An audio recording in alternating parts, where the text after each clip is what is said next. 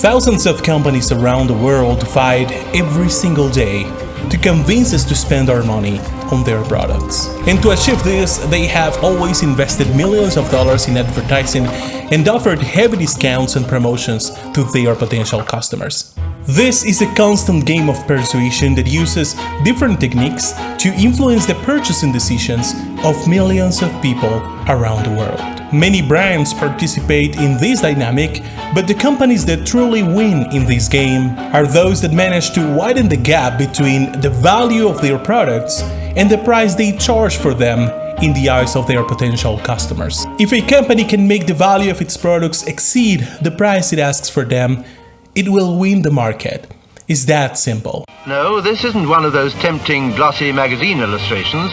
It's just one of the many delicious items served on board. In the past, there was a trend to increase the actual value of an offer by giving the customer more product, better materials, a longer stay, or better seats than the competition for the same price. But companies quickly realized that this model was not sustainable. The rise in production costs did not allow for continuously increasing the quantity or quality of the products offered without going bankrupt. Therefore, they began to use a much more economical form of value, one that can grow infinitely, known as perceived value. And it has proven to be 1,000 times more profitable than real value. In this way, value stopped being about how much the customer receives and started being about how a brand is perceived. In a way, companies have managed to rid themselves of the responsibility of adding value to their products and now only focus on improving the perception that customers have of them. So stay with me and let me show you how the smartest companies in the world, from luxury brands to cafes, use psychological biases and marketing strategies to inflate the perceived value of their products and amass great fortunes at a lower cost.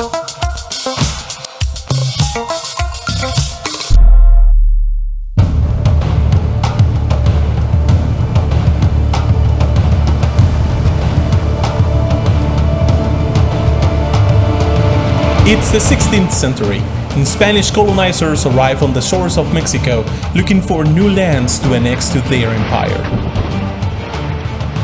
It is said that during the conquest, the Europeans gave the indigenous people glass beads and mirrors in exchange for the pieces of gold that the natives wore on their bodies. For a long time, this scene was thought of as an example of abuse by the Spanish towards the indigenous people. However, it was recently explained that this is actually a clear example of trade based on the concept of perceived value. For the indigenous people, mirrors were scarce, symbols of status, valuable objects that only a few privileged members of their society could possess. They also had a mystical value and were used as charms in wars. While the gold used for adornment had no value beyond the aesthetic, as they could easily obtain it. So from their perspective, the objects offered by the Spanish seemed like a fair exchange. 5 centuries later, things haven't changed much, and current trade is still governed by the exchange of value, with the difference that, due to globalization and technological advances, the line between what is truly valuable and what is not becomes increasingly blurred. But before examining what, in my opinion, are the most extreme cases of artificial value, let's start by talking about a traditional industry that has made millions thanks to the business of perception: the luxury industry. This is an Hermes bag, specifically one of the most sought after, known as Birkin Himalaya. Not long ago, anyone who wanted to have one of these bags in their hands had to have very good connections or join a waiting list of up to 6 years and be willing to pay $215,000 for it.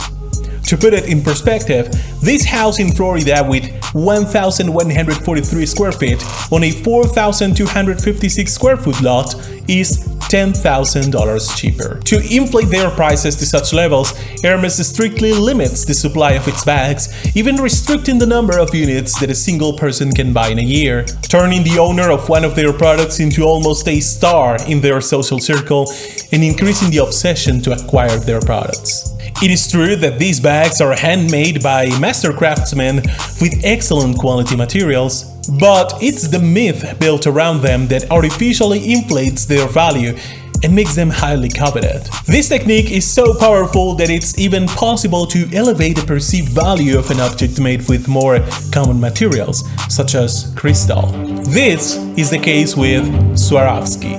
Founded in 1895 in Austria, this company has distinguished itself by turning crystal pieces into jewelry that many perceive as true works of art. However, during 2020, the brand saw a dramatic drop in sales, leading to massive layoffs and a complete rethinking of the company's marketing strategy. This was how the Lux Ignite strategy was born, an ambitious proposal by Alexis Nassard to elevate the perceived value of the brand, which included collaborations with fashion artists, other luxury brands like BMW, and in the case of the Chinese market, culturally relevant designs that made potential customers feel identified with the brand on a more personal level. None of these actions are casual. In the perception business, brands often borrow the authority or fame of other brands or individuals whose perception aligns with what they are looking for. In this way, they make potential customers associate the brand with someone they already trust, helping them to increase its perceived value and carve out a space in the market. For Swarovski, this strategy yielded very good results, and by 2022, the outlook seemed more promising for the brand. I know that at this point one could argue that in the case of Hermes and Swarovski, while their value depends on the customer's perception, at least the buyer receives an object made with high-quality materials or that has aesthetic value in the real world. But what if we now raise the level and look at a much more extreme case of artificial value? The video game industry, where a large number of extra elements are offered to the player packaged as items of value, seeking to increase the studio's profitability through a phenomenon known as microtransactions. In the past, video games used to be sold under the one-time payment model. The buyer paid the fee set by the studio and, in return, received a complete game.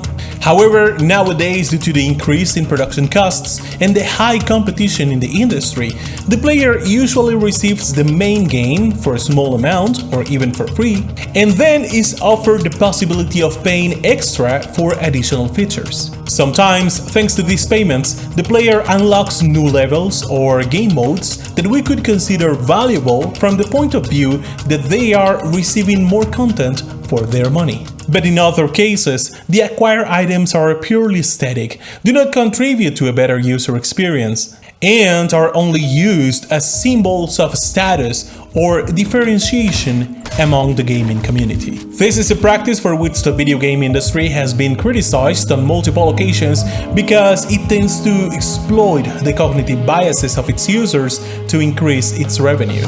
In fact, one of the most criticized techniques has been the sale of loot boxes. These are basically treasure chests whose content is completely unknown until they are paid for, offering the promise of obtaining a highly valued item, a value that, as we have seen, is completely artificial. In this regard, Finn Myrstad, Director of Digital Policy of the Norwegian Consumer Council, said, "We have established that the sale and presentation of loot boxes often involve exploiting customers through predatory mechanisms, fostering addiction, and targeting vulnerable consumer groups." Video game studios have definitely mastered the art of creating artificial value. In fact, the in-game cosmetics market has reached a valuation of $50 billion, according to various sources. And the most interesting part is that, in some cases, these elements don't even represent the cost for the studios, since they are created by the community itself, as is the case with CSGO, where users can download maps for their favorite weapons and create skins, which can be uploaded for voting and compete for a chance to be included in the game. And in case you are wondering why users themselves would invest time and energy in creating skins for CSGO, well, because if selected, both the creator and the studio share the profits from the sales, which in some cases can be substantial, even in the hundreds of thousands of dollars. So far, we have seen cases of artificial value that we could call horizontal, where brands use their perceived value to increase their prices or sales volume within their main business. But let's now look at a vertical case where a company uses its perceived value to receive funds as if it were a bank, exploring a much more lucrative business than its main business, obtaining multi-million-dollar loans at a low interest rate, and all outside of regulations. Starbucks. After going through difficult times where Howard Schultz himself acknowledged that the brand had lost its magic, the company made drastic decisions. One of those decisions was the adoption of technological tools that allowed the brand to attract and retain its customers. This is how the Starbucks card was born in 2009. This is essentially a reward system that promotes the consumption of the brand's products, but also integrates the possibility of depositing money using any payment method through its mobile app. Customers who do so earn stars, which can then be exchanged for products or merchandise. For this year, 2023, according to the brand's own data, and only in the United States, customers deposited over $2.8 billion in the app, potentially making Starbucks one of the largest banks in the US and raising many questions about the need for its regulation. But to focus on the video's topic, this overwhelming success comes from the brand's strategy to increase its perceived value by offering benefits that cost them no money, such as priority payment in stores or products that are worth much less than what the customer has spent to obtain them. To see it more clearly, Starbucks offers 1 star per dollar to each customer who pays with traditional payment methods, and double stars to those who deposit money directly into the app, which is itself a clear indication of its interest in attracting funds. Now, if we take this value as a reference and change the value in stars of some of its rewards for the dollar value the customer has spent to obtain them, it becomes very easy to see that these rewards are far from free, especially considering that these deposited funds constitute a low-cost loan for the company. If you like this video, maybe you'll like this one as well. At least that's what YouTube thinks. Click on it and let's see if it's wrong.